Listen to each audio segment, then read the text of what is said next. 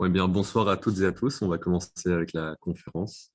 Donc, bienvenue à la première conférence de la section locale de Rethinking Economics à l'Université libre de Bruxelles, organisée en partenariat avec le Cercle du libre examen de l'ULB, un cercle engagé et politisé qui organise de nombreuses conférences sur notre campus. Conférence aujourd'hui, donc, qui a pour sujet le courant de l'économie féministe. Un grand merci à vous, Hélène Périvier, d'avoir accepté notre invitation, pour présenter votre ouvrage et en discuter avec nous. Donc, avant de commencer la conférence, quelques mots peut-être sur ce nouveau cercle de l'ULB et sur le mouvement Rethinking Economics. Donc, Rethinking Economics, c'est un mouvement international qui est composé d'étudiantes et de chercheurs et qui a pour but de promouvoir le pluralisme dans la discipline des sciences économiques. Cela en mettant en avant des courants autres que l'économie néoclassique, comme par exemple aujourd'hui le courant d'économie féministe, et en remettant en question notre formation universitaire et les évidences économiques dans le débat public, tout en faisant dialoguer l'économie avec les autres sciences sociales. Ces prochaines semaines, notre cercle a prévu de nombreuses publications et événements, dont un cycle de conférences intitulé Économie et urgence climatique, pour essayer de repenser le lien entre économie et environnement. Par ailleurs, nous sommes un mouvement ouvert à toutes et tous, et donc si cela vous intéresse de rejoindre le cercle, un formulaire se trouvera en description de la vidéo YouTube et sur le chat. Et du coup, là, pour nos toutes premières conférences organisées par Rethinking Economics ULB, on a choisi le sujet de l'économie féministe parce qu'on s'est rendu compte que dans nos cours d'économie, les rapports de domination, les normes de genre et tous les aspects liés aux rapports de force dans notre société sont pas spécialement, enfin, même pas du tout pris en compte dans nos cours. On n'a même pas de cours sur ça, rien du tout. Et tout ce qu'on voit dans nos cours d'économie, c'est un individu rationnel, neutre, qui évolue dans un contexte, sans contexte socio-économique. Et du coup, il y a plein de problèmes d'inégalité qui sont complètement ignorés. Et on trouvait que l'économie féministe offrait une approche très intéressante à toute cette problématique. Et c'est pour ça qu'on a donc décidé d'inviter Hélène Périvier, qui est l'auteure du livre L'économie féministe, pourquoi la science économique a besoin du féminisme et vice-versa, et qui est aussi économiste à l'Institut de recherche en économie de Sciences Po. Donc voilà, on va vous laisser la parole, Hélène Périvier. Je pense que vous avez du coup des slides à partager. Merci infiniment. Peut-être avant de commencer, je voudrais vous remercier pour cette invitation. Et je suis ravie de présenter cet ouvrage et d'ouvrir cette perspective féministe en économie. Je voulais juste dire que j'étais particulièrement honorée d'être invitée dans le cadre de l'ULB, puisque la raison pour laquelle j'ai été amenée à apporter cette perspective féministe dans mes travaux vient d'une collaboration avec la professeure Danielle Mulders, qui était professeure donc à l'ULB, une grande économiste féministe à qui je dois beaucoup, puisque c'est avec elle que j'ai, dans mes travaux, ouvert cette perspective qui ne m'a depuis jamais quittée. Donc, je lui dois beaucoup et donc je profite de cet espace que vous m'offrez pour la remercier très chaleureusement et pour la remercier pour tout le travail qu'elle a fait au niveau européen et au niveau international. Alors, je vais commencer, je vais partager mon écran en espérant que cela fonctionne et que vous voyez bien mon diaporama. Ça fonctionne? OK. Donc, je commence. Donc, je vais pendant une quarantaine de minutes un peu vous exposer le propos de ce livre et ce que j'ai essayé d'y développer. Ça reste encore très incomplet, hein. Il y a beaucoup d'aspects de l'économie féministe que je n'aborde pas dans cet ouvrage, mais peut-être dans vos questions, on pourra élargir un petit peu certaines problématiques. La question que je me suis posée dans ce livre, c'est que veut dire l'économie féministe? Alors, la première chose qui peut venir à l'esprit, c'est que l'économie féministe peut sonner comme un oxymore, puisque si on considère l'économie comme une science sociale, ce qu'elle est, et si on suppose que le féminisme est un militantisme, une idéologie politique, alors l'économie féministe est un oxymore, puisque l'aspect militant du féminisme viendrait polluer le caractère scientifique de l'économie. Alors, pour répondre à cette question, j'ai essayé de développer et d'expliciter en quoi l'économie féministe faisait sens. Et d'abord, peut-être en m'interrogeant sur la spécificité de l'économie comme science sociale.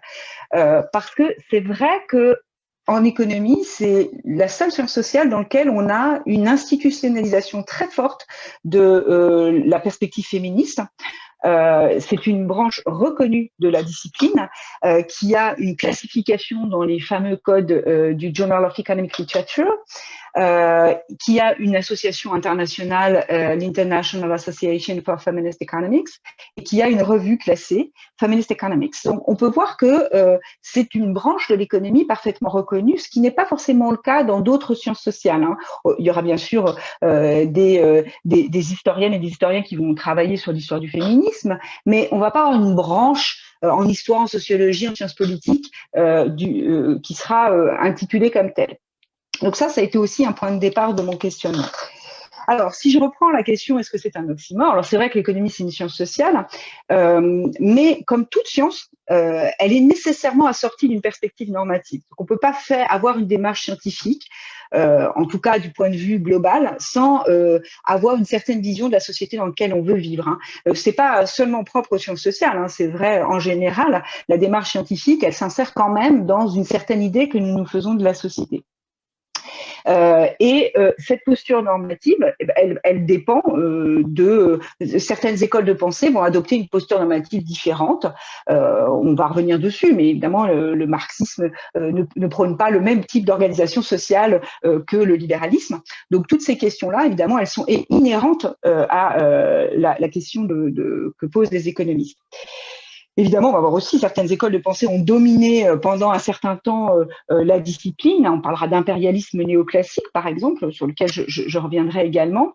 Mais l'économie, elle est plurielle. Il y a de multiples écoles de pensée, même si certaines sont plus enseignées que d'autres. C'est une science sociale extrêmement riche et riche en controverses. Alors, du côté du féminisme, eh bien, c'est vrai que le féminisme, ça part d'une revendication d'égalité des sexes, hein, donc c'est quelque chose qui pose cet objectif comme un objectif, un principe de justice qui doit organiser notre société. C'est donc une composante de l'égalitarisme. Ça, je pense que c'est très important à prendre en compte, c'est-à-dire que ça n'est pas une revendication catégorielle, c'est vraiment une réflexion autour de la redistribution dans nos sociétés, du partage du travail, du partage des richesses, et donc ça participe au principe de justice sur lesquels nous devons réfléchir pour construire la société dans laquelle nous souhaitons vivre. Et le féminisme est lui aussi traversé par de nombreuses controverses. D'ailleurs, on devrait dire les féminismes, tant ces controverses sont nombreuses, parfois virulentes. C'est aussi un champ de pensée qui s'est doté de théories, de concepts, pour essayer vraiment de réfléchir à cette société qui porterait l'égalité des sexes. De ce point de vue-là, il y a une dimension scientifique dans le féminisme. C'est pourquoi l'économie féministe n'est pas un oxymore, bien au contraire, c'est vraiment une ouverture d'un champ scientifique et académique en tant que tel. Alors maintenant, c'est vrai que si on revient un peu sur l'histoire de la pensée en économie, l'art économique, d'autres scientifiques, a été pensé par des hommes pour être au service d'une société dirigée par des hommes. Sans remonter très très loin, si on prend à partir d'Adam Smith, on est bien sûr dans une société dans laquelle le patriarcat est l'organisation générale de la société. Et donc ce patriarcat, il va venir irriguer en partie la pensée des économistes. Ici, vous avez sur cette slide les économistes, j'allais dire, les plus célèbres. Hein, donc, on part d'ici Adam Smith jusqu'à Keynes, en passant par Hayek, Gary Becker, dont je reparlerai. Donc, vous voyez que tous ces visages vous sont peut-être familiers, Karl Marx. Quelle que soit l'école de pensée, on voit que cette discipline est dominée par les hommes. Alors, on peut se poser la question, est-ce que c'est un problème ? C'est un problème parce que ces hommes vont être empreints d'une certaine vision de la société, d'une certaine organisation du travail et en particulier d'une vision très genrée, avec des rôles attribués aux femmes et aux hommes, très différenciés et qui pour certains vont être pensés comme ancrés dans la nature, avec certainement une posture tout à fait essentialiste. Donc, par exemple, toutes les réflexions qu'ils vont pouvoir porter sur la division du travail va s'inscrire dans cette vision de les femmes ont certaines tâches à assumer et les hommes sont présents dans la sphère publique, en particulier sur le marché du travail. ça pose aussi une idée très normative, même si c'est pas comme ça qu'ils la pensent. Hein, c'est l'idée d'une société bonne. Pour ces messieurs, une société qui fonctionne correctement, c'est une société dans laquelle les femmes s'occupent des enfants, des personnes dépendantes. Elles en ont l'aptitude, voire même elles sont naturellement aptes à le faire. Et donc, on voit bien que tout l'ensemble du corpus théorique qui va être construit sur cette base-là est évidemment biaisé du point de vue du genre, mais aussi du point de vue des valeurs, du point de vue d'une certaine vision de la société. Alors, ces biais androcentrés posent d'autres problèmes. C'est le fait qu'il y ait que des hommes pour penser la discipline. Alors, on verra que je nuancerai un petit peu ce propos après, mais le fait qu'il y ait une majorité d'hommes pour penser les outils de la discipline, eh bien, ça va poser un certain nombre de problèmes du point de vue des questions qui sont posées.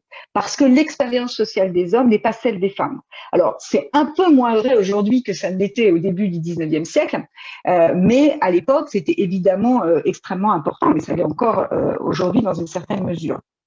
De fait, on va voir, les économies se sont beaucoup centrées sur l'échange marchand. Si je prends le cas vraiment, j'allais dire le cas d'école, qui est l'équilibre walrasien que toutes celles et ceux qui font de l'économie connaissent, Léon Walras s'intéressait à un équilibre général dans tous les marchés. Donc, c'est vraiment l'échange marchand qui l'intéresse. De fait, il va laisser de côté tout ce qui n'est pas marchand. En particulier, évidemment, vous vous en doutez, toute la production qui est faite au sein de la famille et le travail dit reproductif. Ça, c'est les économistes marxistes qui vont le mettre en avant, les économistes féministes marxistes qui vont le mettre en avant, ce travail reproductif qui est nécessaire à la production. Alors, ça ne veut pas dire pour autant que ces premiers économistes n'ont pas pensé l'intérêt de cette production domestique ou du travail qui était fait dans la famille. Hein, déjà, on le voit chez Smith ou Jean-Baptiste Say, l'idée que l'éducation des enfants prend du temps est bien présente. D'ailleurs, il explicite, un homme qui a charge de famille ne peut pas offrir son travail à aussi bon marché qu'un homme célibataire, parce qu'ils ont bien en tête que cet homme doit subvenir aux besoins de ses enfants, mais aussi de sa conjointe dépendante. Et de la même façon, ils vont mettre en avant le fait qu'une femme n'a pas besoin d'être payée autant qu'un homme, puisqu'elle va avoir un conjoint pour subvenir en partie à ses besoins. Alors, vous voyez, le problème, c'est pas qu'ils ne pensent pas la production qui est faite dans la famille. Le problème, c'est qu'ils prennent pour acquis la division sexuée des rôles, ils prennent pour acquis la dépendance des femmes vis-à-vis de leur conjoint. Et ils prennent pour acquis le fait que c'est monsieur qui doit être le gagne-pain de la famille. Alors, voilà, et puis on va voir, je vais essayer de développer un peu ça, mais certaines approches produites par les économistes vont consister à nier l'existence de discrimination et en tout cas à minimiser ce qui est issu de la structure sociale. C'est-à-dire, en se focalisant sur l'individu, ils vont laisser de côté ce qui ressort de l'organisation sociale et des normes, et en particulier ici des normes de genre. Alors, pour vous donner un petit exemple, alors évidemment, c'est un peu facile de se moquer d'eux vu d'aujourd'hui. Donc, c'est pas le but ici, c'est plutôt d'illustrer un petit peu mon propos pour vous montrer le type de biais dont ces messieurs pouvaient être affectés. Là, on voit ici une séance, celle du 5 juin 1884, de la Société d'économie politique. Le 19e siècle, c'est le siècle des sociétés savantes, qui à la fois sont des lieux de discussion scientifique, mais aussi avec une volonté d'irriguer la société. Donc, ces messieurs se réunissent, Jules Simon, Léon Say, Paul Leroy-Beaulieu, Frédéric Passy et Michel Chesson. Et la question qu'ils posent est: où la femme, au point de vue économique, est-elle la mieux placée, au foyer de la famille ou dans l'atelier? C'est très intéressant de voir qu'il n'y a pas une seule femme pour aider à cette réflexion. Et puis, bon voilà, je vous laisse lire, mais même s'ils ont des débats dans lesquels je ne vais pas rentrer ici, ils ne sont pas tout à fait d'accord sur tout, mais néanmoins, on voit ce qui ressort de ces débats. Il est très rare qu'une femme fasse le même travail qu'un homme ou le fasse aussi bien. Le travail de la femme, c'est sous ses formes diverses le travail domestique. Vous voyez que, sans appel, la réponse est celle-ci. La place des femmes est au foyer. Éventuellement, elles peuvent compléter le revenu, mais leur rôle est celui-ci. Alors, ce qui est intéressant, c'est qu'ils avancent un argument économique. Leur argument, c'est de dire le travail que les femmes réalisent dans le foyer a plus de valeur que le salaire auquel elles pourraient prétendre sur le marché du travail. Donc là, ils ont l'impression d'avoir une analyse tout à fait scientifique et bien étayée.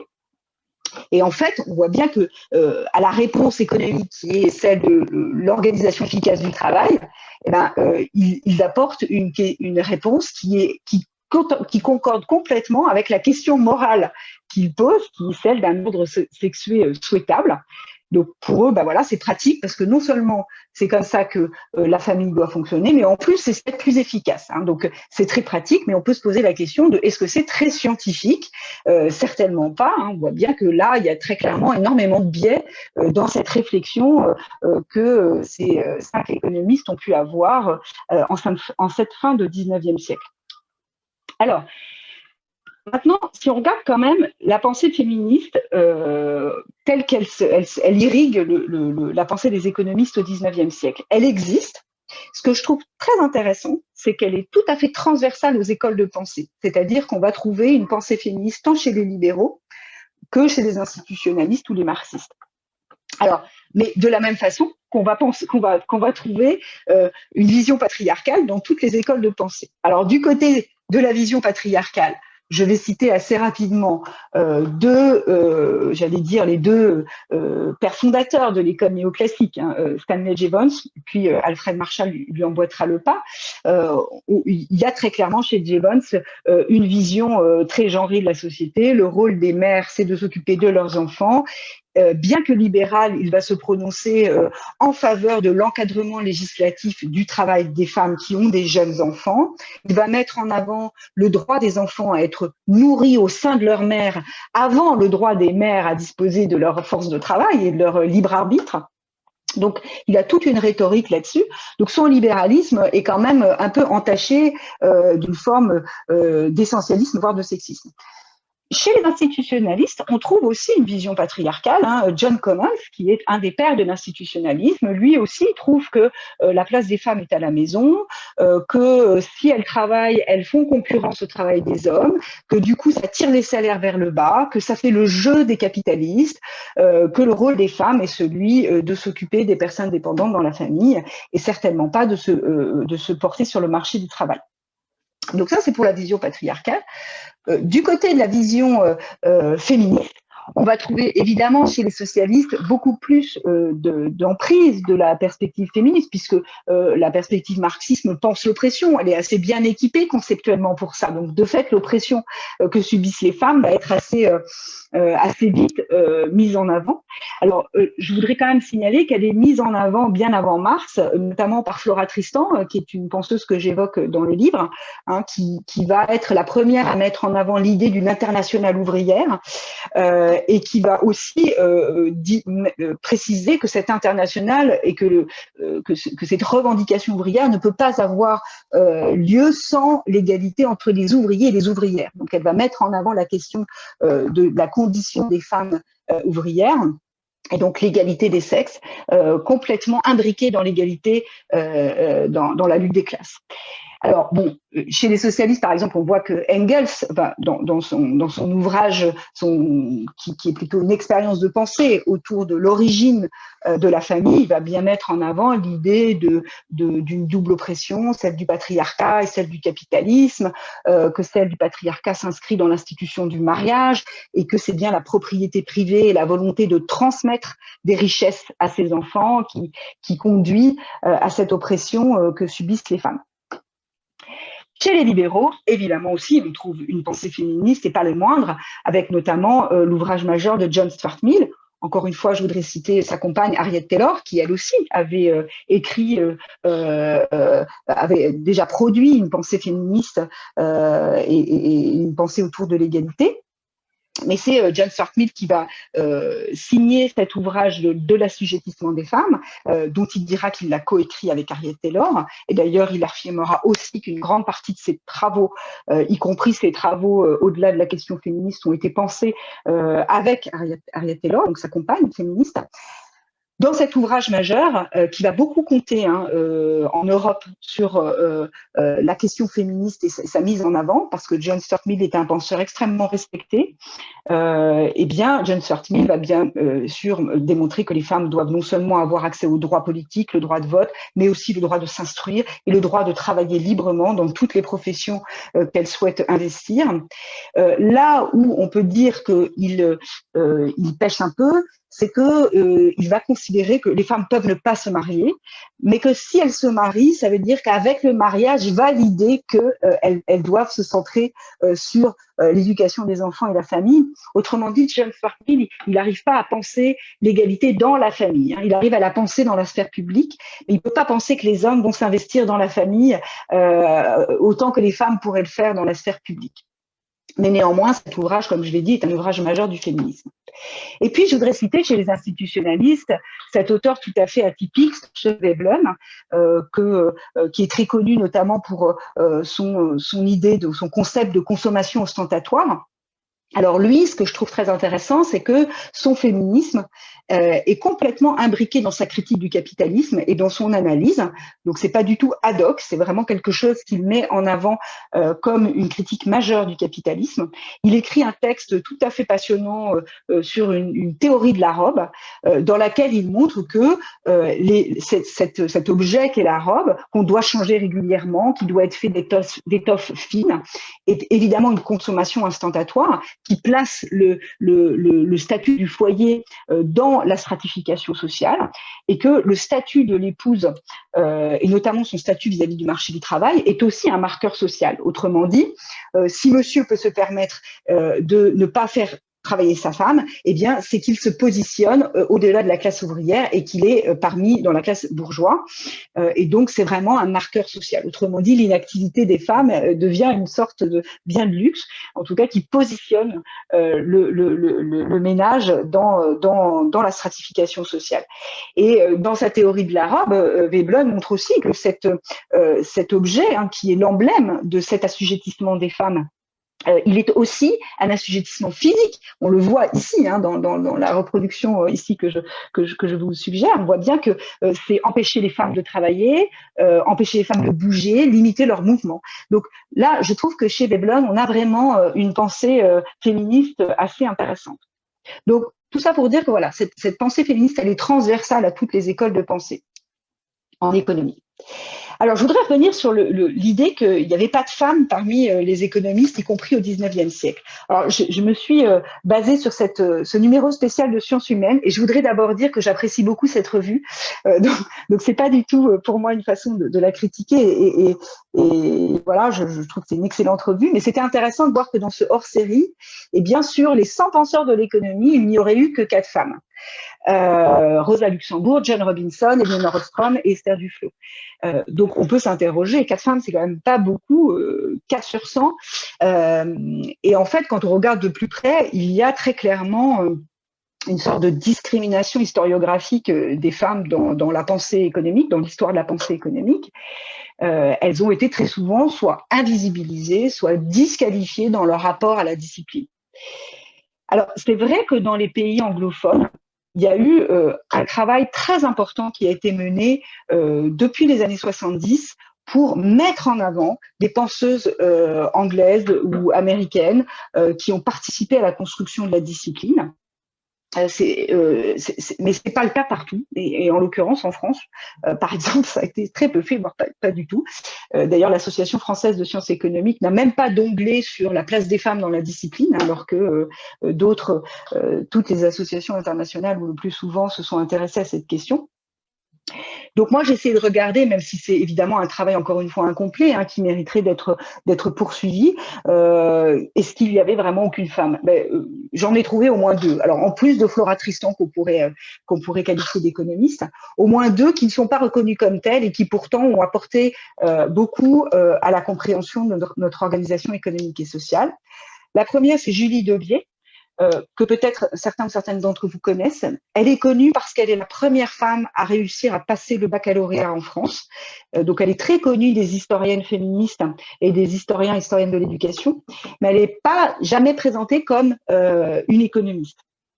Elle va écrire un ouvrage majeur qui s'appelle La femme pauvre, dans lequel elle va décrire non seulement la situation socio-économique des femmes, alors pas seulement des femmes pauvres au sens dénuées de ressources, ça va un peu au-delà, même si évidemment elle va se focaliser beaucoup sur la classe laborieuse, mais elle va aussi montrer tout un ensemble de mécanismes qui empêchent les femmes de s'émanciper et en tout cas d'accéder à l'émancipation économique.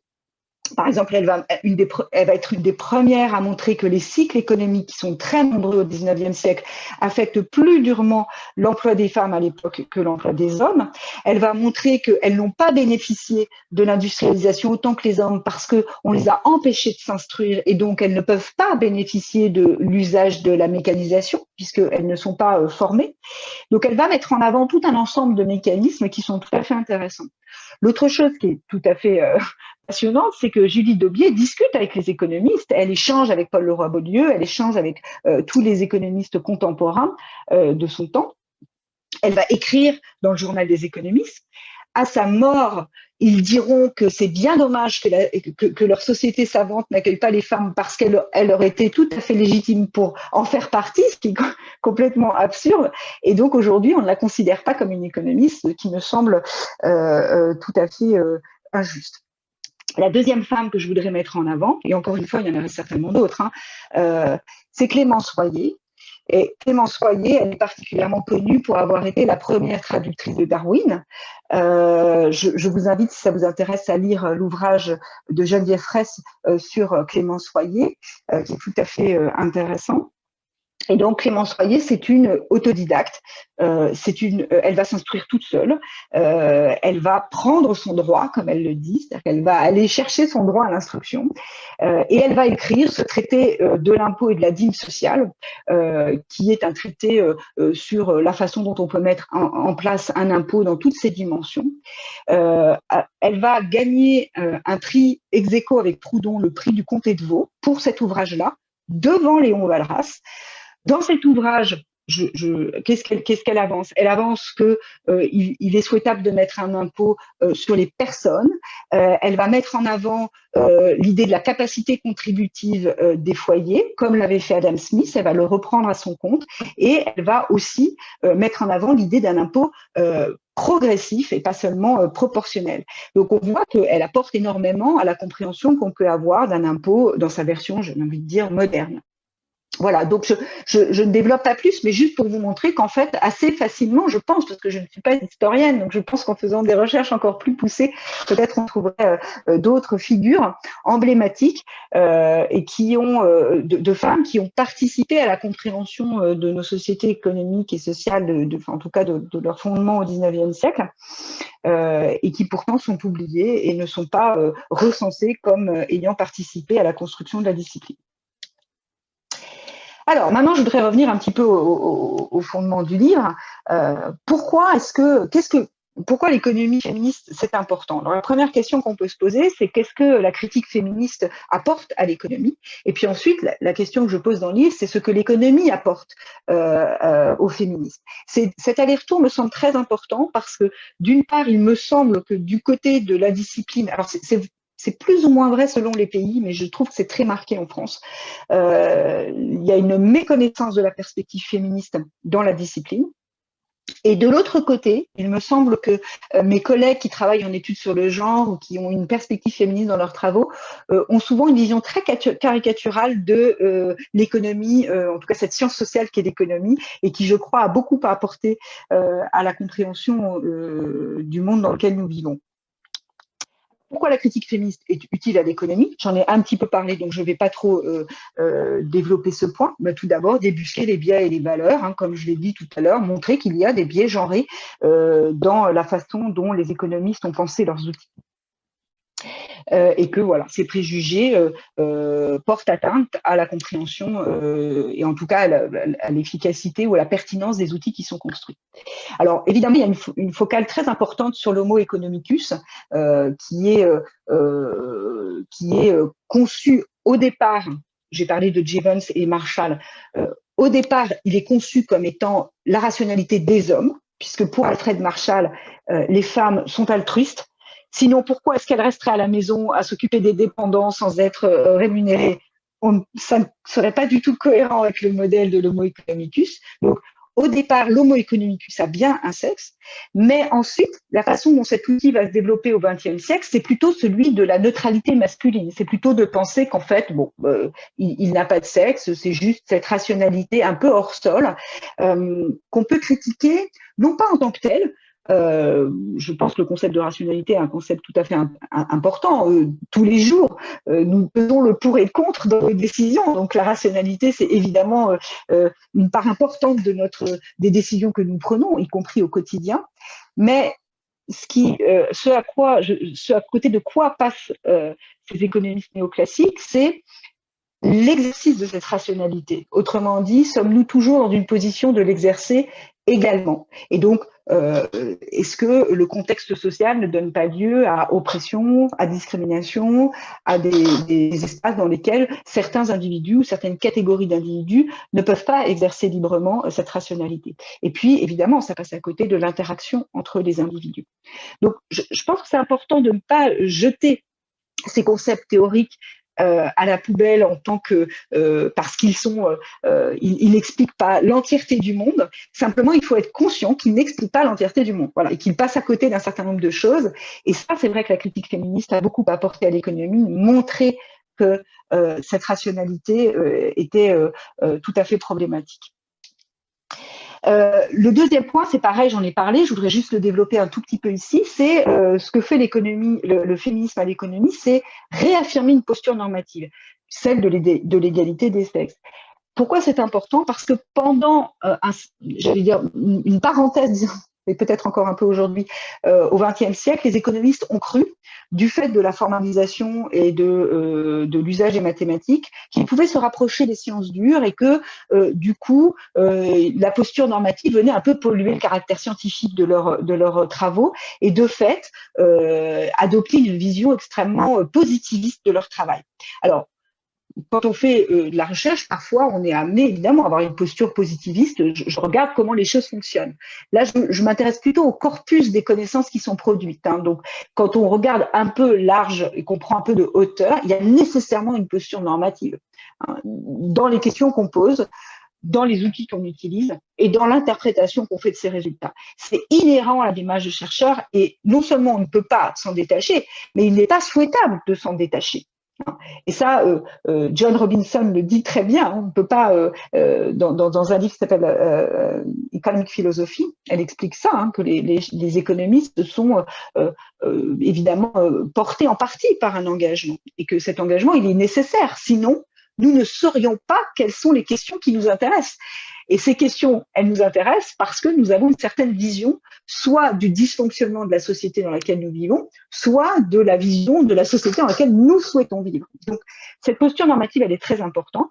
Et donc, ce que je pense, il me semble que ce qu'a fait l'économie féministe, c'est dire, nous affirmons cette posture normative qui est celle de l'égalité des sexes. Quelle est votre posture normative? Vous ne pouvez pas ne pas en avoir. Donc, autant être transparent et dire ce que nous souhaitons pour le monde dans lequel nous vivons.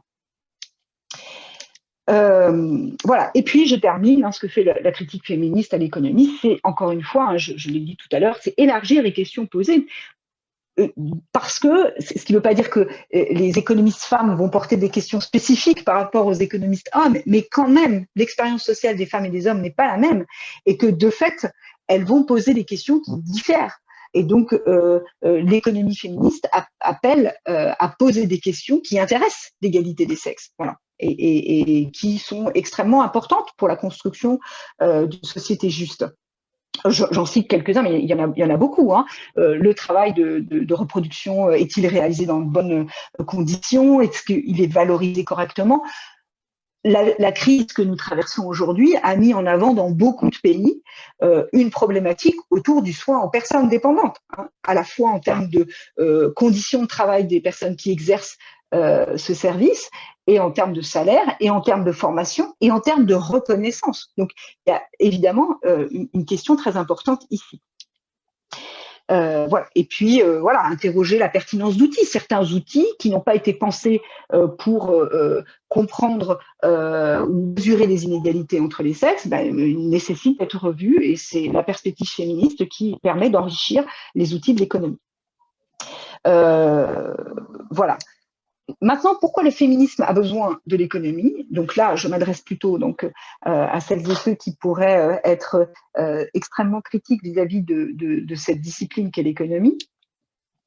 D'une part parce que c'est un outil, enfin c'est une discipline qui permet de comprendre les inégalités et les discriminations, de construire une analyse théorique qui permet d'en comprendre la complexité. Alors c'est pas la seule, bien sûr, d'autres sciences sociales ont beaucoup apporté, hein, mais l'économie aussi apporte une certaine compréhension. La question empirique, qui aujourd'hui d'ailleurs est le plus gros de la production de savoir en économie, hein, aujourd'hui depuis les années 90, hein, la production empirique est devenue dominante. Elle est tout à fait intéressante parce qu'elle permet de mesurer les discriminations, les inégalités. Et c'est extrêmement important pour convaincre, dans un espace démocratique, il faut bien montrer le poids de ces inégalités et de ces discriminations si on veut pouvoir réfléchir ensemble à des politiques qui permettent de lutter contre ces phénomènes. Bon, relever aussi les défis de la complexité qu'il y a à mettre en œuvre l'égalité, je reviendrai dessus plus tard. Il y a une question que je ne soulève pas ou très peu dans le livre, mais qui est un vrai défi et pas seulement pour l'économie, c'est les catégories statistiques sur lesquelles on travaille. Et par exemple, ça soulève la question, au-delà des catégories femmes-hommes que l'on peut interroger, la question des personnes LGBTQ+, hein, qui pose effectivement un certain nombre d'enjeux tout à fait importants. Et puis, ce qu'apporte l'économie au féminisme, c'est mesurer, évaluer les politiques publiques qui sont proposées ou les politiques d'entreprise, évaluer l'efficacité à réduire les discriminations, à les mettre au jour, porter des enjeux de redistribution et de production de richesse, hein, donc réorganiser nos sociétés pour qu'elles soient plus justes, en tout cas conformes à une certaine idée de l'égalité. Il y a évidemment derrière ça aussi la question de la soutenabilité écologique. Donc, tout ça, ce sont des apports tout à fait importants que l'économie a. Revoir l'architecture de l'État social, ça je vais m'y intéresser, je vais me permettre de développer un tout petit peu ce point, puisque c'est ce sur quoi j'ai beaucoup travaillé, en me concentrant sur le cas de la France, j'en suis désolée, mais on pourra élargir la question européenne dans les questions. Essayer de comprendre en fait l'évolution de nos institutions et en quoi nous sommes encore très loin d'un environnement qui puisse permettre l'égalité des sexes. Alors, si je veux développer un petit peu ce point très rapidement, ça vaut pour la France, je pense que ça vaut pour beaucoup de pays européens, mais je vais me concentrer sur la France. On a construit notre État social, qu'on va appeler Monsieur Gagne-Pain. Donc c'est un modèle qui se fonde sur une certaine vision des rôles des hommes et des femmes dans la société, avec une certaine articulation entre la famille, le marché et ces politiques publiques portées par l'État social. Ce qui me semble intéressant de soulever, c'est qu'à la sortie de la Seconde Guerre mondiale, dans beaucoup de pays européens, et en France en particulier, il y a l'idée de porter le progrès social. Et cet État social tel qu'il est pensé, notamment la sécurité sociale, est pensé avec une idée de redistribution de richesse, une certaine idée de l'égalité. Simplement, cette idée a été portée aux dépens de l'émancipation économique des femmes. C'est-à-dire que beaucoup de ces politiques de redistribution ont été pensées au niveau de la famille, avec cette idée que madame reste au foyer, élève les enfants et que monsieur travaille et acquiert des droits sociaux qui permettent de protéger l'ensemble de la famille. Donc on est vraiment dans cette idée, dans cette vision qui finalement se rapproche assez fortement de la vision que pouvait avoir Adam Smith ou Jean-Baptiste Say du salaire familial. Je ne vais pas trop développer parce que c'est la France et peut-être que ça vous intéresse moins, mais juste voilà, pour vous donner quelques exemples. Ces politiques, elles ont été construites avec un objectif nataliste, ce qui est le cas de beaucoup de pays européens. L'idée qu'il faut absolument redynamiser la population. L'idée d'une société bonne aussi, hein, donc l'idée de soulever Veblen qui est que seules les classes bourgeoises peuvent se permettre une organisation spécialisée dans laquelle madame ne travaille pas et monsieur travaille, eh bien le modèle de monsieur Gagne-Pain, c'est une démocratisation de ce modèle pour en faire un modèle accessible, y compris aux ménages plus modestes. Donc c'est en cela que ça porte une certaine idée du progrès social, mais cette idée du progrès social est évidemment extrêmement genrée et tout à fait contraire à l'égalité des sexes. Je voudrais ici peut-être faire une petite critique que je fais dans le livre, qui est l'idée du travail non rémunéré, du travail domestique non rémunéré, du travail familial non rémunéré, ou en anglais on va beaucoup parler de unpaid work, qui, à mon avis, mérite, c'est un concept qui est très souvent appliqué de façon uniforme, géographiquement uniforme, ou d'un point de vue historique de façon uniforme. Or, il me semble que ce concept mérite non seulement d'être historicisé, mais aussi d'être pensé différemment selon les contextes institutionnels auxquels on s'intéresse. Pourquoi? Parce que toutes ces politiques que je vous décris là dans le cas de la France, c'est une façon de rémunérer le travail domestique et familial fait par les femmes. Sans quoi, il ne serait pas possible pour les ménages les plus modestes d'adopter une division du travail avec madame au foyer. Ces politiques publiques, elles sont vraiment pensées pour venir accompagner cette division des rôles par une politique fiscale, je reviens peut-être dessus, qui est encore en vigueur aujourd'hui, le quotient conjugal, par des congés parentaux qui ont été introduits bien plus tardivement, dans les années 80, par des allocations qui exigent le retrait du marché du travail des femmes, comme l'allocation salaire unique. Et donc, vous voyez bien qu'il y a une forme de rémunération, de rétribution et de reconnaissance de ce travail. Le problème, pour moi, il n'est pas ici. Le problème, il est que ceci est fait au niveau du ménage et non pas au niveau de l'individu. Et que le problème de cette division des rôles, c'est le partage de ce travail domestique. C'est ça qui pose problème. Pas tant sa reconnaissance ou sa rétribution.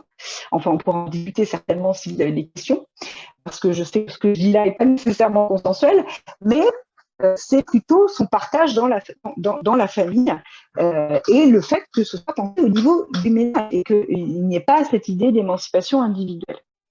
Donc la vraie question pour moi est celle de l'articulation entre des solidarités privées qui ont lieu dans la famille et les solidarités publiques. Et elle est très complexe, cette question. Elle est souvent traitée de façon très genrée. Alors aujourd'hui, évidemment qu'il a été beaucoup réformé dans tous les pays européens également, mais pour moi, il aboutit à un autre modèle qui est celui de Madame Gagne-Miette. Alors, Gagne-Miette parce que ça ne veut pas dire que toutes les femmes sont pauvres, loin de là, mais juste dire que c'est un modèle dans lequel les inégalités socio-économiques entre femmes et hommes restent encore très importantes. Et donc, cette métamorphose de l'État social, elle est restée incomplète. On a été en fait de repenser un modèle capable de créer un environnement vraiment porteur d'égalité. Et c'est vrai en France et dans d'autres pays. Dans le cas de la France, je pourrais revenir de cette discussion, je ne vais pas détailler ici, mais il y a tout un ensemble de réformes qui n'ont pas été menées, qui ont été partiellement menées en Belgique, je le sais parce que pour avoir travaillé avec Daniel Mulders, mais néanmoins, voilà, il y a encore beaucoup à faire pour promouvoir l'égalité professionnelle. Et donc, juste pour le décrire très simplement, quand on regarde les pays européens et la France en particulier, il y a toujours un inégal partage des tâches domestiques et familiales, même si le volume de travail s'est réduit, des inégalités professionnelles encore très importantes, et puis une protection de la famille qui est encore très ancrée sur le mariage, qui laisse de côté notamment les couples en union libre. C'est pareil, je ne développe pas ici, mais on pourra revenir dans les questions si ça vous intéresse. Alors, je voudrais, donc voilà un petit peu un des apports que l'économie, en tout cas, ce que l'économie apporte à la compréhension de nos sociétés dans une perspective féministe. Je voudrais ici maintenant passer peut-être à un dernier volet du livre qui me tient particulièrement à cœur, qui est une analyse dans une perspective féministe du néolibéralisme.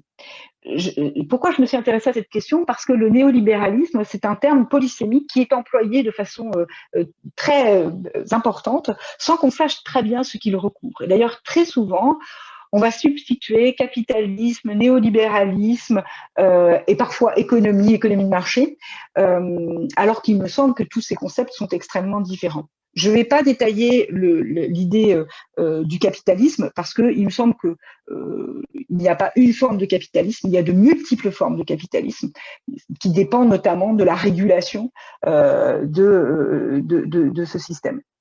Je ne vais pas détailler ce point-là. Je vais m'intéresser plutôt à la question du néolibéralisme avec deux questions. Quel a été l'apport des économistes à la construction de cette idéologie? Parce que pour moi, là, on va bien parler d'idéologie. Et comment cette idéologie irrigue nos sociétés et en quoi elle peut être contraire à la question féministe.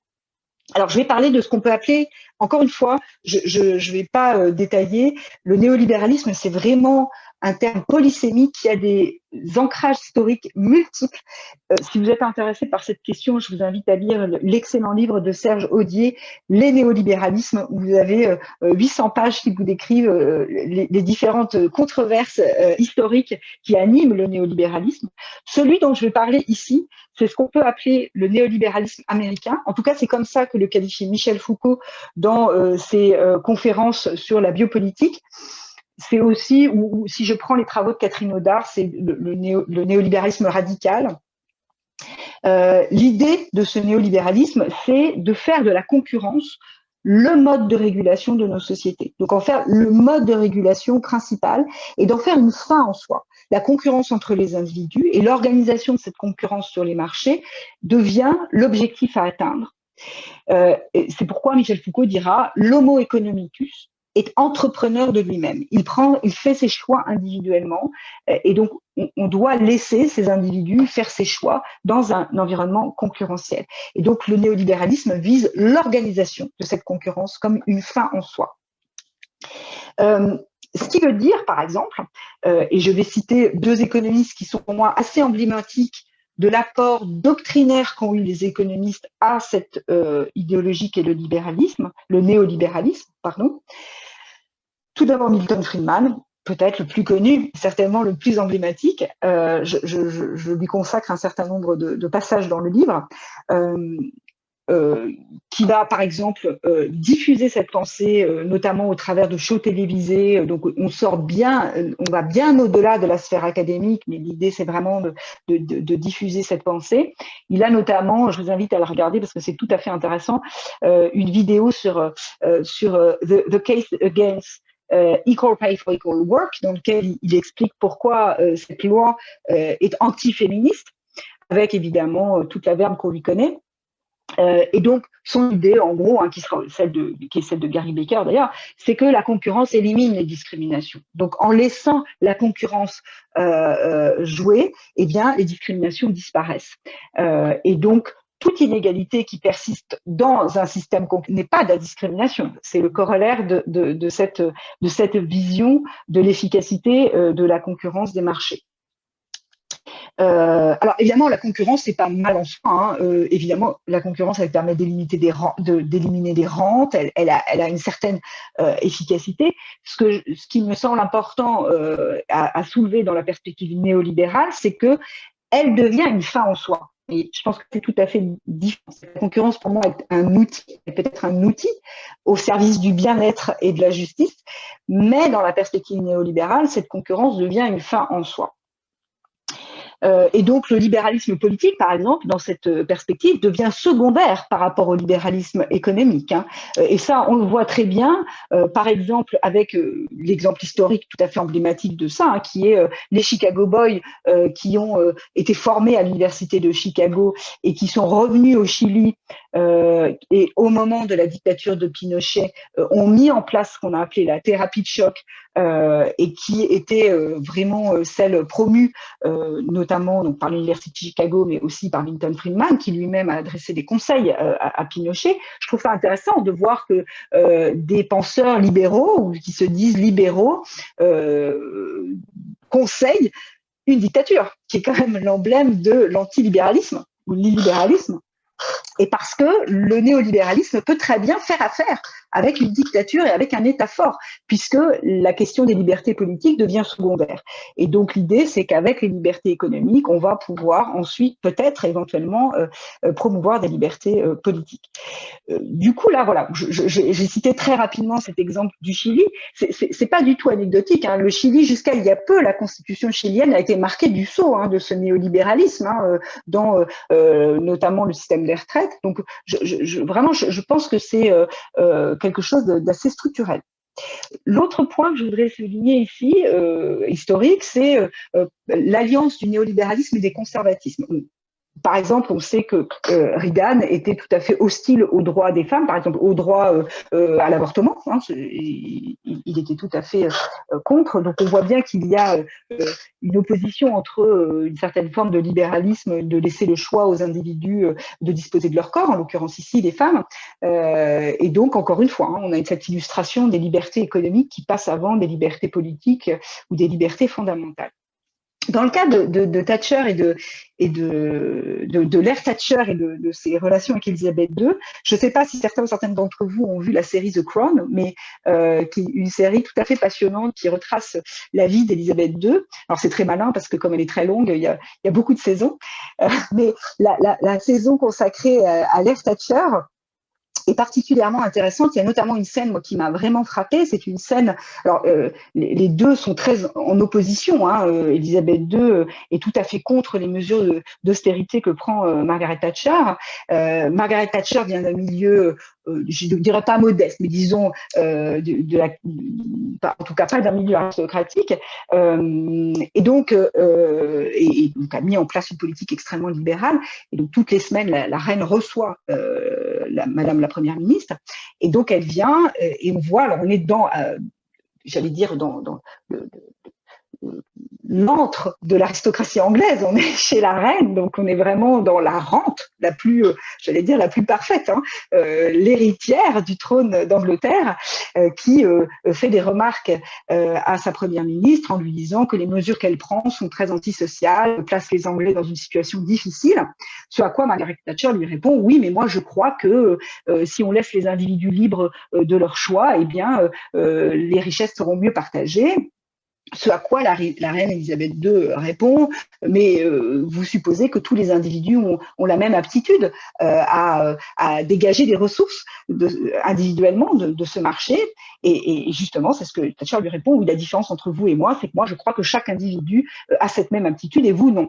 Ce que je trouve très intéressant dans cette scène, c'est qu'on voit d'un côté la rente aristocratique avec un côté paternaliste, on pourrait dire maternaliste ici, tout à fait flagrant, hein, qui, bien que vivant dans les dorures et le luxe, critique des politiques mises en place par Margaret Thatcher, et de l'autre côté Margaret Thatcher qui a cette foi absolue dans l'économie de marché et le libéralisme économique pour régler les questions de justice. Donc vraiment, je pense que l'articulation entre néolibéralisme et conservatisme est tout à fait intéressante de ce point de vue-là. Alors aujourd'hui, on en est où? Aujourd'hui, le néolibéralisme, c'est plus celui de Friedman ou son application dans l'ère Reagan et l'ère Thatcher. Aujourd'hui, il y a ce qu'on peut appeler un nouvel esprit du néolibéralisme qui a intégré la critique qui lui a été faite de ne pas prendre en compte suffisamment les discriminations et les inégalités. Alors pourquoi? Parce que aujourd'hui, le discours néolibéral va être celui d'intégrer cette question de l'égalité, en particulier l'égalité des sexes et la lutte contre les discriminations, mais il va le faire au nom de l'efficacité du marché. Alors, ça peut sembler, et comment dire, je sais que certains disent que je scie la branche sur laquelle je suis assise en disant ça, puisque l'argument économique pour défendre l'égalité, moi, me semble profondément néolibéral, mais nous sommes peu à défendre cette analyse. Il y a notamment ma collègue Réjeanne Sénac, qui est politiste à Sciences Po, hein, avec laquelle j'ai coécrit un article sur cette question du nouvel esprit du néolibéralisme. L'idée qu'on veut défendre là, c'est que dans cette nouvelle narration, il y a cette idée que l'égalité ou la lutte contre les discriminations est porteuse d'efficacité et de richesse. Donc, vous allez trouver beaucoup d'analyses empiriques, lutter contre les discriminations rapporte, ou les discriminations sont coûteuses, ou si on met plus de femmes dans des conseils d'administration, les entreprises sont plus performantes, ou si plus de femmes travaillent, alors le PIB en sera augmenté. Enfin, vous avez tout un ensemble de narrations et de questions posées de ce point de vue-là, alors dans lequel les économistes participent par le rapport empirique, mais j'allais dire ici, ils n'ont pas d'apport doctrinaire, c'est pas vraiment théorique, hein, cette question-là. Par contre, c'est extrêmement diffusé, notamment par certaines institutions internationales, et ça conduit typiquement, je vous cite Christine Lagarde, hein, à la suite de la crise de 2008, hein, qui avait dit: si les Man Brothers avaient été les Man Sisters, eh bien nous n'aurions pas subi la crise que nous avons traversée, d'où l'importance de mettre des femmes dans les postes à responsabilité, et il y va de la soutenabilité du capitalisme. On a eu le même discours avec la crise que nous traversons. Tous les discours autour de les pays dirigés par les femmes s'en sortent mieux que les pays dirigés par les hommes. C'est tout à fait problématique. D'abord parce qu'il y a tellement peu de pays dirigés par les femmes que statistiquement, ces études ne peuvent pas être significatives. Et puis, vous voyez bien qu'on frôle un peu avec l'essentialisme, ce qui peut être tout à fait gênant de ce point de vue-là. Donc là, vous voyez, ce qui me semble important, c'est que la question de l'égalité et des discriminations, elle est ramenée, mais elle est au service, elle devient un moyen au service de l'efficacité du marché. Et c'est en ça, pour moi, que ça reste du néolibéralisme. Alors, c'est quand même beaucoup mieux que le néolibéralisme que j'ai décrit tout à l'heure, parce qu'au moins, il y a une place qui est faite à cette question-là. Mais il me semble que ce n'est pas la façon dont nous pouvons promouvoir une société juste. Le problème, c'est qu'aujourd'hui, en face de ça, qu'est-ce que nous avons? Nous avons une poussée des conservatismes et de démocratie dite illibérale. On le voit, on l'a vu avec évidemment la présidence de Trump aux États-Unis, mais on le voit aussi au Brésil avec Bolsonaro et à l'est de l'Europe, en Pologne, en Hongrie, avec des atteintes très graves aux droits fondamentaux des femmes. Je vous rappelle quand même qu'en Pologne, les féministes sortent dans la rue pour défendre le droit basique, le droit fondamental d'accéder à l'avortement, et nous sommes dans le cadre de l'Union européenne, donc il y a des atteintes assez graves et une forme de backlash assez important. Du coup, pourquoi? Parce que je pense qu'il y a une chose que nous n'avons peut-être pas suffisamment pris en compte, c'est que l'égalité, ça n'est pas du tout une posture confortable. L'égalité fait des perdants, et dire que c'est un processus gagnant-gagnant, c'est se tromper. La preuve, c'est qu'il y a des résistances. Et donc, ces résistances, c'est bien ceux qui ont à perdre à l'égalité. Et donc, d'où cette poussée des conservatismes. Et donc, il y a une forme de résistance de la masculinité, d'un ordre sexué. Bon, on le voit un peu partout, ça fleurit à différents niveaux, avec des retours en arrière, comme je l'ai dit. Donc, d'ailleurs, je pense qu'il y a un lien entre les deux. Une forme de néolibéralisme conduit aussi à des conservatismes. Cette vision du monde globalisé qui fait de cette économie globalisée qui fait des perdants, y compris dans les pays riches, elle conduit à une volonté de retour en arrière et de retour à un ordre social et un ordre sexué qui était celui d'avant. Donc, je pense que là, un de nos grands enjeux, c'est de trouver un chemin de crête entre ces deux postures pour essayer de défendre l'égalité en tant que principe de justice et non pas en tant que moyen au service d'autre chose. Je voudrais pas prendre trop de temps parce que je pense que j'ai déjà pris beaucoup. Est-ce que j'ai encore 5 minutes pour finir? Oui, allez-y, il n'y a pas de souci. Ok. Alors, je vais finir très rapidement. Peut-être, alors, j'ai mon excuse parce que ça va être axé sur la France, parce que c'est le pays que je connais le mieux. Et c'est ce sur quoi je termine dans le livre, pour essayer de donner un petit peu de chair peut-être à ce propos. Qu'est-ce que serait une économie politique féministe? C'est-à-dire une mise en œuvre dans le contexte de la France. Ensuite, je pense que dans chaque contexte, ça peut s'appliquer différemment. Et puis, je pense, mais ça, je ne l'aborde pas dans le livre, il y a certainement une réflexion, il y a une réflexion au niveau global de l'organisation de nos économies et de leur interrelation entre pays riches, pays pauvres, etc. Mais là, je vais juste très simplement regarder ce qui pourrait être fait en France pour donner un petit peu de chair à tout ça. Alors, d'abord, je pense que ça exige une approche systémique, c'est-à-dire pas une approche morcelée. Et ça fait un peu référence à l'idée du gender mainstreaming, c'est-à-dire cette idée qu'il faut vraiment passer toutes nos politiques publiques et notre système social et fiscal au crible de l'égalité pour pouvoir construire un système cohérent qui soit vraiment porteur d'égalité. Pour construire des nouveaux droits, parce que on ne peut pas tout financer, et c'est en cela qu'il y a des résistances, parce que ces droits conservateurs, ils bénéficient à certains qui n'ont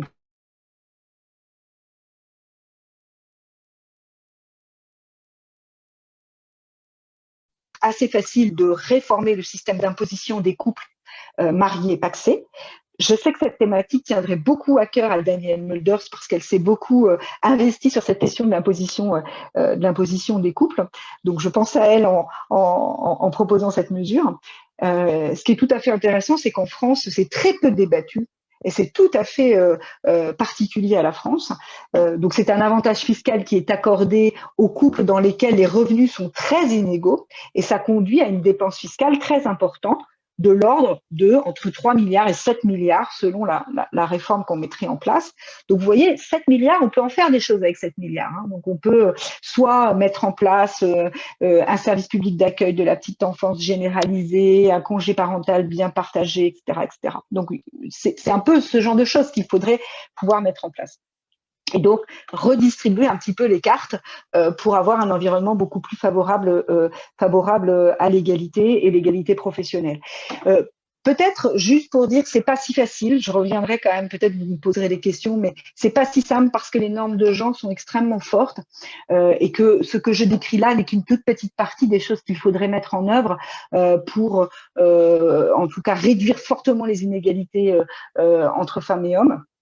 Il y a notamment toute une question autour de l'éducation des enfants, en tout cas assez tôt, etc. Mais bon, je reviendrai dessus certainement dans la discussion. Voilà, je vais terminer juste avec cette slide, comme ça je pense que nous aurons le temps des questions, peut-être pour dire, voilà, l'économie féministe, j'en ai beaucoup décrit les forces, hein, mais il y a aussi un certain nombre de faiblesses, en tout cas de controverses qu'il nous faut dépasser, hein, notamment autour d'une hiérarchisation de différentes luttes. Là, j'ai parlé femmes et hommes comme deux catégories, mais évidemment, on sait que ces deux catégories sont traversées par de multiples autres dimensions. Évidemment, la question de la classe sociale, la question d'origine ethnique, qui sont pas du tout des questions nouvelles. Hein, des féministes des années 70 déjà parlaient de cette fameux croisement classe, race, sexe, donc qui s'est ensuite beaucoup développé. Et évidemment qu'il nous faut prendre en compte l'ensemble de ces dimensions, hein, que toutes les femmes ne sont pas dans les mêmes situations et que tous les hommes ne sont pas nécessairement dans une situation de domination. Donc, il y a toute cette complexité à mettre en avant, et donc il faut essayer de ne pas hiérarchiser les luttes, mais plutôt trouver un fond commun de choses que nous voulons porter dans nos sociétés. Moi, j'ai pas la réponse à tout, j'en suis désolée, mais voilà, je pense qu'il y a encore beaucoup à faire en la matière. Peut-être je finirai en disant que je pense que nous devons mettre en avant la priorité de l'égalité comme un principe de justice, et encore une fois, non pas comme un outil au service d'autre chose. Donc, il faut nous mettre d'accord dans nos sociétés démocratiques. Voulons-nous vraiment l'égalité des sexes? Et si oui, à quel prix et comment? Et pouvoir interroger l'ensemble de notre organisation à l'aune de cet objectif pour se donner les moyens de l'atteindre. Voilà, je vais m'arrêter là et je vous remercie beaucoup de votre attention. Merci à vous, c'était vraiment très intéressant. Comme première question peut-être, est-ce que vous pourriez nous expliquer la différence entre gender economics et feminist economics et pourquoi quand on voit des cours, c'est quand même plutôt des cours de gender economics? Je pense que j'ai jamais vu un cours intitulé feminist economics dans une université. C'est une excellente question. Alors, je n'ai pas une réponse absolue. Je vais vous donner des pistes de réponse parce que dans le livre, je le soulève ça, mais je ne sais pas parfaitement y répondre. Je pense qu'il y a deux choses. On pourrait dire que d'un point de vue conceptuel, gender economics ou le genre, c'est une façon d'être un peu plus englobant du point de vue des catégories. Il y a les catégories de sexe, mais il y a aussi les identités de genre qui sont multiples, qui peuvent être, peut-être que de ce point de vue-là, c'est plus inclusif, même si moi, il me semble que dans la perspective féministe, ça inclut ça. C'est peut-être voilà une première réponse. Une deuxième réponse, c'est la perception que l'on a du genre et du féminisme. Je pense que parmi certains chercheurs en sciences sociales, il n'y a peut-être pas une prise de conscience de la dimension subversive du genre et une forme on dépolitise complètement ce concept pour en faire quelque chose qui soit un petit peu plus acceptable. Disons que peut-être que c'est plus facile de dire qu'on fait de l'économie du genre que de dire qu'on fait de l'économie féministe parce que ça va être davantage compris comme quelque chose de plus scientifique et plus conceptuel, alors que l'économie féministe va peut-être davantage sonner comme une posture militante et donc moins scientifique.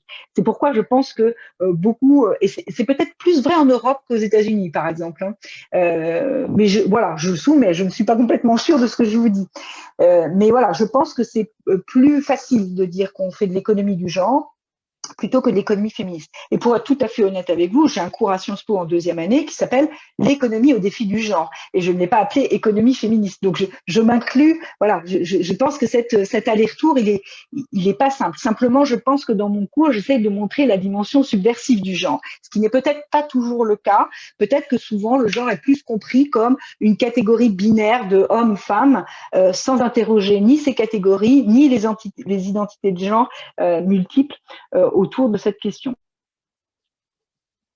Justement, vu que vous parlez d'enseignement, aussi en prenant exemple votre cours, un peu, donc ce sera peut-être compliqué pour vous de répondre quant à la Belgique, mais en France, quelles sont un peu les perspectives de l'enseignement justement de cette approche critique en y incluant les perspectives de genre? Est-ce qu'elles sont communes dans les cursus économiques que vous connaissez? Est-ce qu'elles sont, est-ce que vous pensez qu'elles vont se généraliser? Ou au contraire que la domination de l'économie néoclassique dans le champ académique empêche en fait une remise en question critique dans l'enseignement? C'est une bonne question. Je ne sais pas exactement ce qui se fait dans les universités. Ce qui est peut-être propre à Sciences Po, et ça c'est grâce au programme Trésage que nous avons mis en place il y a 10 ans, c'est que c'est fait dès la 2e année et que c'est fait dans les 5 grandes disciplines de Sciences Po. Donc là, moi, je fais ce cours pour l'économie, mais j'ai une collègue qui le fait pour la science politique, pour la sociologie, pour le droit et pour l'histoire. Donc c'est peut-être cet aspect un peu transdisciplinaire qui est tout à fait spécifique à Sciences Po et qui aussi, parce que c'est une école plus petite et que les universités n'ont pas forcément ces formes de collaboration. Ce qui se fait dans certaines universités quand même, et ça c'est vrai en France et puis c'est vrai évidemment en Europe, c'est des masters en études de genre dans lesquels il peut y avoir une perspective d'économie, mais il faut quand même reconnaître que les études sur le genre très souvent ne mettent pas en avant la discipline qu'est la science économique et que c'est très souvent beaucoup plus la sociologie qui va être mobilisée.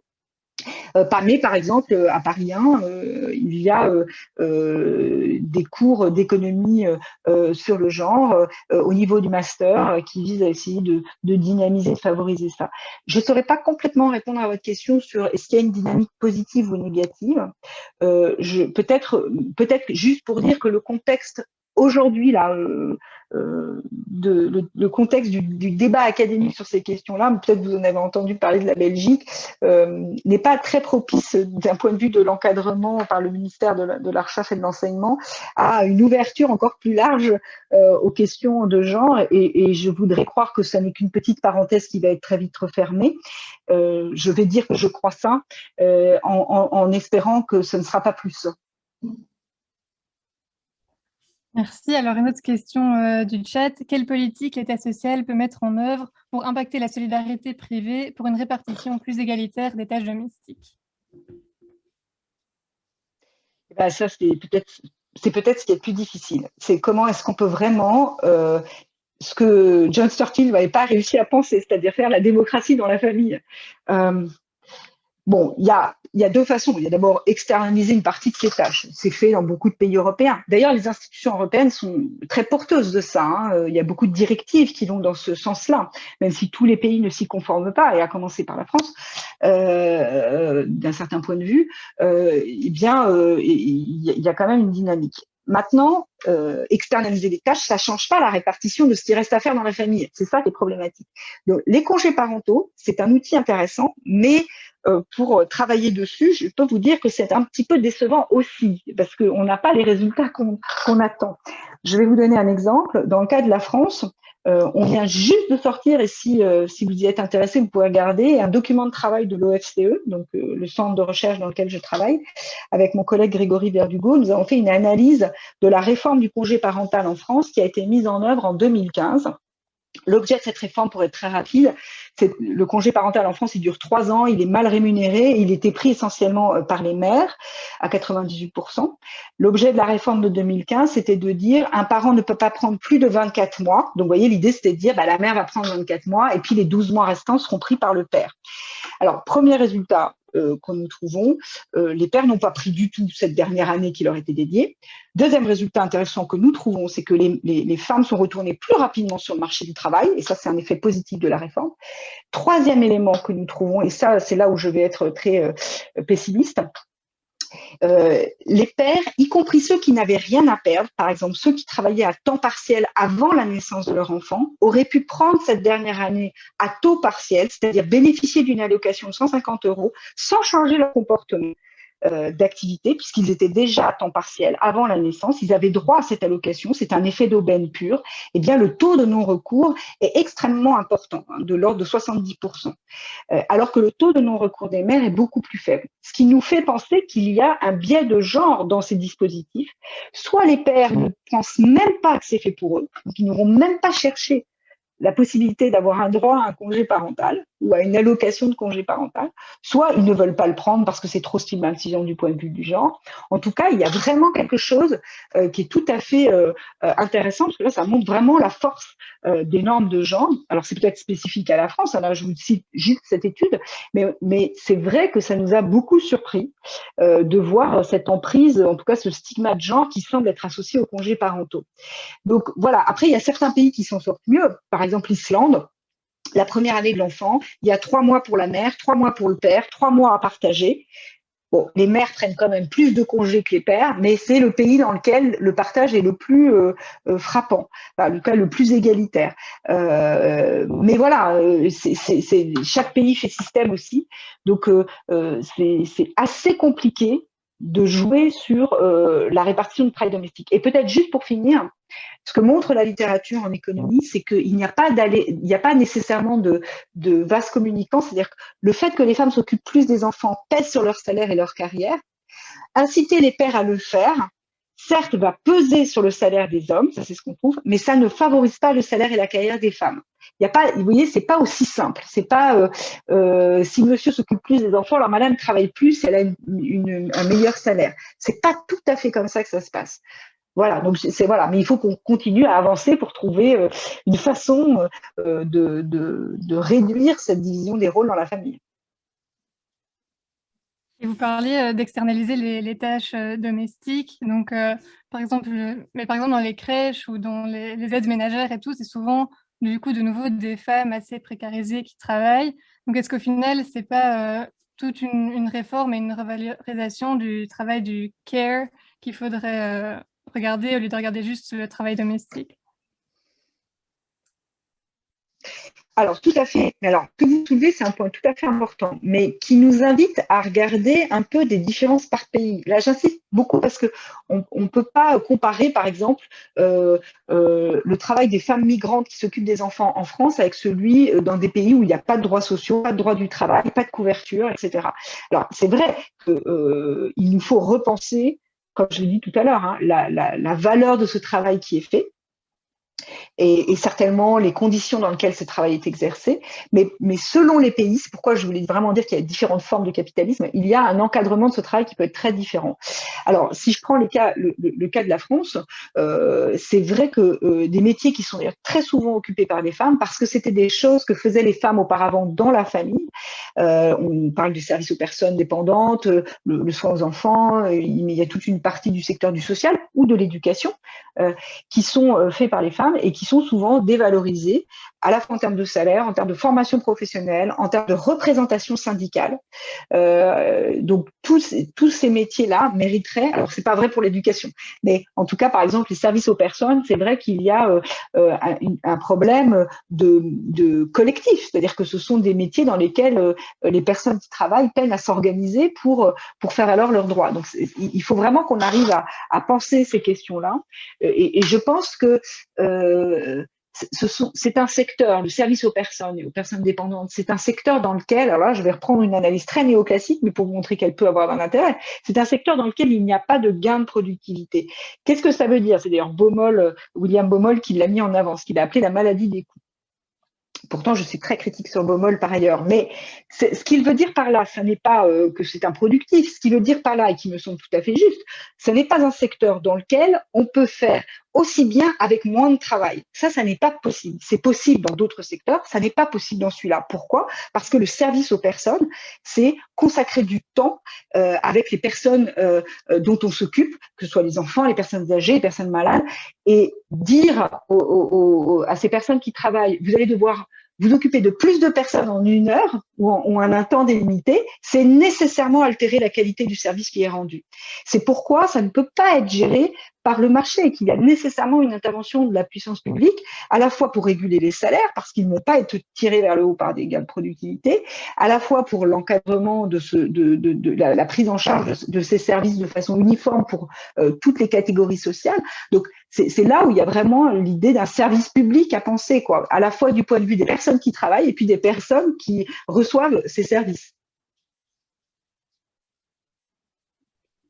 Bien, merci. Ouais, autre question, du coup, vous l'avez abordé également dans votre présentation, peut-être la question du mariage comme institution et les possibilités alternatives qui peuvent exister en termes d'union libre, etc. Mais également, genre, quelles sont les politiques publiques qui peuvent faire en sorte d'amoindrir les effets, les résidus légaux patriarcaux du mariage, et qu'en pensez-vous à titre personnel, justement, au vu du fait qu'a priori, c'est une institution qui nous accompagnera encore pendant un petit temps, et quelles sont des potentielles alternatives que l'économie féministe peut suggérer face à ces questions en termes de droit et d'héritage? Alors là encore, je pense qu'il y a des grosses différences par pays. Il y a des pays dans lesquels le mariage a une connotation en termes de reconnaissance civile d'une union, mais beaucoup moins en termes de politique publique. C'est-à-dire qu'il y a une forme de convergence entre le mariage et l'union libre, par exemple. Donc c'est le cas des pays nordiques. Il y a des pays dans lesquels l'union libre est très peu développée. Et c'est le cas des pays du Sud en général, où les personnes qui optent pour l'union libre vont être des personnes particulièrement égalitaires, avec des femmes qui sont particulièrement engagées dans leur carrière, etc. C'est le cas d'Italie, par exemple. Les pays comme la France, c'est tout à fait intéressant, parce qu'on a les comportements des pays nordiques, mais on a les systèmes des pays du Sud, enfin de l'Italie. C'est-à-dire qu'on va avoir des grosses différences institutionnelles entre le mariage et l'union libre, en termes d'imposition, j'en ai parlé tout à l'heure, en termes de succession, en termes de tout un ensemble de droits, notamment pension de retraite, etc. Mais pourtant, il y a beaucoup de gens qui choisissent l'union libre. Pourquoi c'est problématique? Alors ça, on l'avait regardé avec une de mes collègues, Lamia Candil. En fait, quand on regarde la division des tâches familiales et domestiques dans les foyers, dans les ménages, selon le statut marital du couple, on voit qu'en France, les couples en union libre ne sont pas plus égalitaires que les couples mariés. Par contre, ce sont les couples pacsés qui sont beaucoup plus égalitaires, même s'ils ne le sont pas parfaitement. Et donc, ça pose une vraie question sur le long terme, parce que si dans les couples en union libre, il n'y a pas de partage équitable des tâches domestiques et familiales, il n'y a pas non plus les protections qui vont avec cette division des rôles. C'est-à-dire qu'au moment où le couple se sépare, alors les femmes peuvent faire les frais d'un moindre investissement dans leur carrière, ou d'un temps partiel qu'elles auraient pris. Et ça, c'est problématique parce qu'il y a une dissonance entre ce qui se passe dans les politiques publiques, ou la façon dont les protections sont pensées, et le comportement des gens. Ça, c'est un premier élément de réponse. Ensuite, ce qui a été fait en France, c'est que, alors assez tardivement, en 2012, on a élargi le mariage. Donc le mariage, c'est, comme j'ai dit, c'est beaucoup de politiques de redistribution. C'est un énorme enjeu, surtout en termes fiscaux et de retraite. On l'a élargi aux couples de même sexe, mais c'était bien légitime, puisqu'on avait décidé de garder cet ensemble de politiques redistribution, qu'on l'ouvre aux personnes de même sexe, aux couples de même sexe.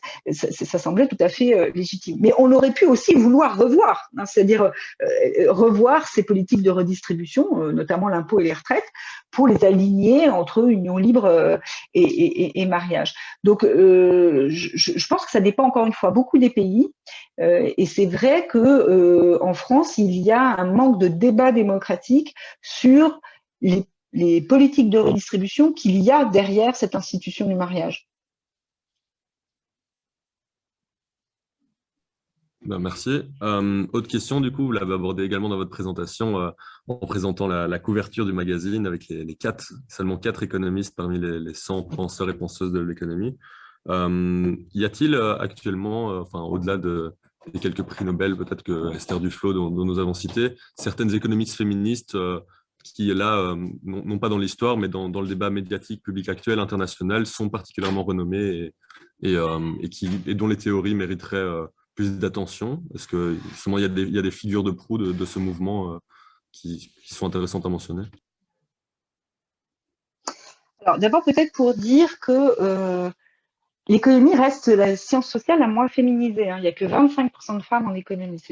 C'est tout à fait intéressant de voir ça, hein, parce que on peut s'interroger pourquoi. Alors, plusieurs éléments de réponse à ça. D'une part, c'est vrai que c'est une discipline qui est très masculine parce que c'est très proche du pouvoir. Vous voyez, les économistes, quand vous les entendez parler dans les débats, il y a quand même une grosse attention qui est portée à cette expertise et le pouvoir est très masculin. Je crois qu'il y a aussi, ça va me permettre de répondre un peu à votre question en partie, il y a aussi le fait que c'est une discipline qui n'est pas toujours très accueillante pour les jeunes femmes qui veulent être économistes. Il y a notamment, et du coup ça va me permettre de vous citer une économiste, mais je ne sais pas si elle se qualifierait de féministe, mais peu importe, j'ai envie de vous dire, ce n'est pas nécessairement Alice Wu, qui est une jeune économiste qui a publié très jeune d'ailleurs ce papier et qui a bouleversé la discipline, en tout cas qui a bien chamboulé les pratiques sur le job market, qui avait montré avec une analyse sémantique très fine de ce qui se passait sur les réseaux sociaux et dans les différentes plateformes autour des échanges entre jeunes femmes économistes et jeunes hommes économistes, une vision tout à fait non seulement genrée, mais tout à fait profondément sexiste envers les jeunes femmes, avec des termes extrêmement dégradants et disqualifiants pour les jeunes femmes, alors qu'autour des termes associés aux conversations des jeunes hommes économistes, on va aller parler de carrière, de publication, etc. etc. Pourquoi je dis ça? Parce que d'abord, je pense que voilà, cette jeune économiste a travaillé sur un sujet qui n'avait pas été explorée, en tout cas pas de cette façon-là. Elle l'a fait en utilisant les outils de l'économie à la fois très quantitatifs et elle a permis certainement de réformer en partie les institutions qui régissent l'entrée dans la profession, en tout cas. Donc ça me semble tout à fait intéressant. Et de ce point de vue-là, je pense qu'il ne faut pas négliger l'effet du caractère non accueillant de certains espaces. Là, on parle de la profession d'économiste, mais on pourrait parler de la profession d'ingénieur ou d'autres. Souvent, on va dire que les femmes s'auto-censurent, c'est-à-dire qu'elles ne vont pas dans ces espaces de pouvoir ou dans ces lieux prestigieux ou dans ce type de carrière, ce qui me semble être un concept tout à fait inapproprié, parce que quand on parle d'autocensure, en fait, on ferme complètement la boîte de la question qui nous intéresse. Personne ne s'autocensure. J'en reviens à l'idée de rationalité. On a tous un minimum de rationalité. On ne fait pas des choses, on ne se prive pas de choses dont on sait qu'elles seraient bien pour nous. Donc, je pense que quand on parle d'autocensure, on passe à côté d'un phénomène qui, moi, me semble beaucoup plus important, c'est-à-dire le caractère non accueillant, voire violent, voire discriminatoire de certains espaces qui, du coup, rebutent certaines jeunes femmes qui ne vont du coup moins se présenter pour être dans des écoles d'ingénieurs ou économistes, etc. Donc voilà une partie de la réponse que je peux apporter à votre question. Merci. Peut-être une autre question encore, c'est quant aux outils et aux méthodes de la science économique. Vous avez abordé Gary Becker, qui est du coup un des économistes figure de proue hein, de l'analyse des mélanges d'un angle économique, etc. Mais est-ce que justement, toutes les critiques qu'on peut adresser à ces postures parfois non normatives, enfin qui se veulent non normatives et positivistes de certains concepts qui vont au-delà de la sphère publique, de l'échange marchand, etc. Est-ce que justement toute cette démonstration que vous avez faite tout au long de la conférence de l'invisibilisation en fait d'une posture normative cachée qu'auraient ces outils supposément neutres, est-ce que ça ne montre pas que les outils économiques ou la démarche économique en fait a des limites intrinsèques à sa méthode et sa manière d'étude et du coup qu'elle est parfois étendue à des champs d'analyse qui la dépassent en fait et pour lesquels elle ne devient du coup plus très pertinente. Enfin, comment vous situez-vous, pardon, pour reformuler un peu ma question, comment est-ce que vous vous situez par rapport à justement l'utilisation à tort et à travers d'outils et de méthodes économiques qui visent à calquer l'étude de marché sur tous les angles de la sphère privée et de la vie? Alors, c'est une question compliquée. Peut-être pour dire deux choses. Pour moi, l'impérialisme néoclassique, il n'est pas dans les thématiques abordées. Ça me semble tout à fait légitime que les économistes s'intéressent au fonctionnement de la famille, voire au mariage, pourquoi pas. Je ne vois pas pourquoi on censurerait les chercheurs. Et puis, vous savez, il faut aussi se dire que qu'est-ce que l'économie, c'est compliqué. Il y a quand même une porosité assez forte entre les sciences sociales. Hein. Bon, mais donc ça, c'est une première question. Pour moi, l'impérialisme de Gary Becker, il n'est pas dans « je m'intéresse à la famille, à la formation du couple ou à la discrimination ». Au contraire, j'ai presque envie de dire c'est peut-être la chose la plus importante qu'il ait apportée à la discipline, c'est cette ouverture. qui est problématique, et vous l'avez un peu dit, c'est quels outils on utilise pour répondre à une question. Et c'est là où, pour moi, Becker porte une forme de néolibéralisme, et en tout cas d'impérialisme, c'est cette idée que son modèle, cette rationalité, va lui permettre de répondre à toutes les questions. C'est ça qui est problématique, c'est de ne pas être en capacité d'adapter l'outil qu'on utilise à la question qu'on pose. Moi, je ne jette pas le modèle néoclassique à la poubelle, mais je comprends que certaines de mes collègues seraient en total désaccord avec moi, mais c'est bien le propre d'un champ scientifique, c'est d'avoir des controverses et des désaccords. Moi, je ne m'interdis pas d'utiliser l'outil néoclassique ou la rationalité quand il me permet de montrer quelque chose qui est pertinent. Par contre, l'appliquer à tout à n'importe quoi sans se poser de questions, là, ça devient problématique. Juste un petit exemple, quand Gary Becker s'interroge sur faut-il ou non interdire les avortements sur la base du sexe du fœtus dans le monde, hein, il y a un moment, il se pose cette question, et lui va dire bah non, il faut laisser les gens libres de faire ce qu'ils veulent. Oui, dans certains pays, effectivement, il va y avoir des avortements sélectifs contre les petites filles, hein, ce qui est le cas dans les pays d'Asie. D'ailleurs, Amartya Sen avait très bien montré le déséquilibre du sexe ratio dû à cette volonté des couples de ne pas avoir de filles, mais d'avoir des garçons. Et donc, Gary Becker dit, mais non, c'est pas du tout problématique. Je vois même pas pourquoi vous pensez interdire ça, parce que, en fait, si vous laissez les gens faire ce qu'ils veulent. D'abord, les forcer à avoir des filles, ils vont être violents avec leurs filles, donc autant les laisser choisir le sexe de leur enfant. Et par ailleurs, s'il y a un déséquilibre du sexe ratio, alors, nous dit Gary Becker, sur le marché du mariage, ça va donner un avantage de rareté des femmes qui, du coup, vont se retrouver dans une position dominante. Je vous la fais un peu courte, mais c'est juste pour vous dire, Gary Becker nous dit, la concurrence va nous permettre de résoudre ce petit problème à long terme, donc laissons les gens libres de faire ce qu'ils veulent, etc., etc. C'est là où, pour moi, il est néolibéral. Hein. C'est pas dans je m'interroge sur la famille ou sur le fonctionnement des couples, c'est ça. Et puis le deuxième point que Gary Becker, là où il me semble il a péché par orgueil certainement, c'est de penser qu'il avait une analyse positive du fonctionnement des couples. Alors si vous lisez le traité sur la famille, qu'est-ce qu'il nous dit, Gary Becker? Il nous dit en gros, la division du travail, c'est efficace. Parce que plus quand on fait la même chose, on le fait bien, et puis du coup, c'est très efficace. Puis il y a cette idée des avantages comparatifs, etc. Bon, ça, on a envie de dire, on n'avait pas attendu Gary Becker pour savoir ça. Bon, la division du travail, en général, Adam Smith en avait déjà parlé. La question qui nous intéresse, mais qui lui intéresse pas, c'est pourquoi c'est sexué. C'est ça qui nous intéresse. Pourquoi c'est les femmes qui font le ménage et qui passent l'aspirateur, et pourquoi c'est les hommes qui travaillent. Et ça, Becker, il n'est pas capable de l'expliquer. Ce qu'il dit, c'est, bon, effectivement, pourquoi c'est sexué? On peut quand même se dire assez raisonnablement que comme les femmes portent les bébés, du coup, on voit bien cette différence sexuée, cette complémentarité des sexes fait qu'il y a une attitude plus grande des femmes à faire ça et aux hommes à faire ça. En gros, il est essentialiste. Mais moi, je veux dire, s'il le disait très clairement, ce serait beaucoup plus, transparent et scientifique. Il a une hypothèse essentialiste. L'essence des femmes, c'est de faire ça, et celle des hommes, c'est de faire ça. Et donc, c'est en ça, voilà, je trouve que la critique féministe, elle est intéressante, parce qu'elle dit, moi, ma posture est féministe et elle n'est pas essentialiste. Et Gary Becker lui dit que lui, il fait juste de l'économie. Mais on pourrait très bien le qualifier d'économiste essentialiste, et c'est ça qu'il dit très clairement, noir sur blanc, dans son traité sur la famille. Donc, voilà, c'est peut-être un peu comme ça que je répondrai à votre question. C'est la capacité qu'on a d'utiliser les bons outils pour répondre à la question qu'on pose. Parfait, merci beaucoup. Je pense qu'au niveau des questions, on a fait le tour. Je ne sais pas si vous avez encore un dernier mot ou quelque chose à rajouter.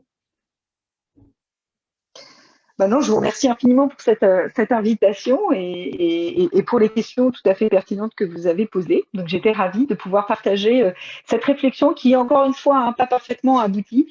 Je pense qu'il y a encore beaucoup de choses à explorer, et puis beaucoup de questions auxquelles je ne suis pas capable de répondre, mais je vais continuer à travailler pour tenter d'apporter des éléments de réponse à cette question très complexe qui est celle de l'égalité des sexes. Merci beaucoup. Merci beaucoup d'être venu. Merci à tout le monde qui a suivi la conférence. N'hésitez pas à acheter le livre d'Hélène Périvier. Il est vraiment très intéressant. Voilà. Et puis, s'il y en a encore d'autres qui sont intéressés par rejoindre le tout nouveau Rethinking Economics ULB, il y a encore toujours le Google Form à remplir si jamais ça vous intéresse. Voilà. Nous précisons aussi que la conférence elle sera rediffusée par la suite sur YouTube. Donc, si vous avez envie de revoir certains extraits ou de manière générale... voilà, si vous ne l'avez pas vue et que vous voulez la revoir par la suite, pardon, eh bien, ce sera possible sur notre chaîne YouTube. Et sinon, bah oui, merci beaucoup à vous, Madame Privé, d'avoir accepté notre invitation, d'avoir dialogué avec nous tout au long de ce temps. Et merci à vous. Bonne soirée. Merci à vous. Bonne soirée.